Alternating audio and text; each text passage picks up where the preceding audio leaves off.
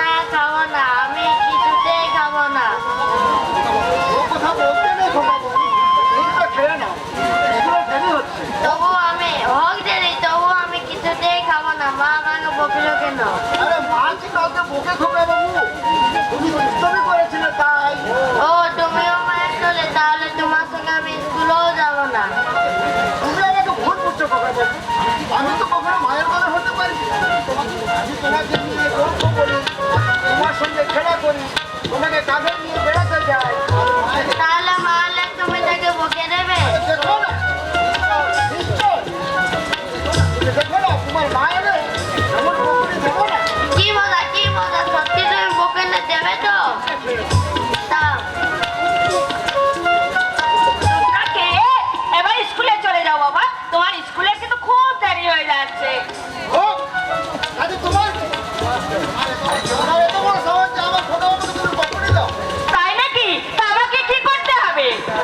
যেমন তুমি বকেছ তেমন একটু আদর করে না, তাহলে আমাদের দুজনের রাগ করে দুজনে স্কুল চলে যাবে। দুষ্টু ছেলে, মায়ের উপর কি কখনো কেউ রাগ করে? না না না, আমার সোনা বাবা আমার রাগ করে না। দেখি দেখি একটু আদর করে দিই।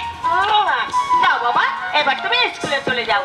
আমার সোনা মামনি, যতবার দেখি মাগো তোমায় আমি, সাজ মিটে না মাগো তোমায় দেখি।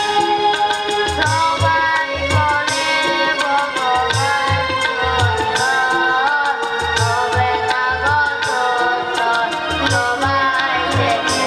যতবার দেখি মাগো তোমায় আমি। চলো চলো চলো। হ্যাঁ যাও বাবা, তাড়াতাড়ি চলে যাও। যাও। হ্যালো, আর সকালে মানুষটা স্কুলে গেল, এতখানি বেলা হয়ে গেল, এখনো পর্যন্ত ফিরে এলো না। সাধু কাকাকে চারিদিকে খবর দিতে বললাম, কেউ কোনো খবর দিতেও পারলো না। তাহলে মানুষটা গেল কোথায়? হারিয়ে যায়নি প্রতিমা, তবে এবার হয়তো যেতে হবে। ওগো, কি বলছো তুমি? তোমার চোখ মুখ এমন বিষণ্ণ দেখাচ্ছে কেন? কাল থেকে তুমি কোথায় ছিলে? হাসপাতাল। হাসপাতালে? কেন গো কেন? কার কি হয়েছে যে তোমাকে হাসপাতালে যেতে হলো? একদল ছাত্রের ধর্ষণে একটি ছাত্রী মৃতপ্রায়।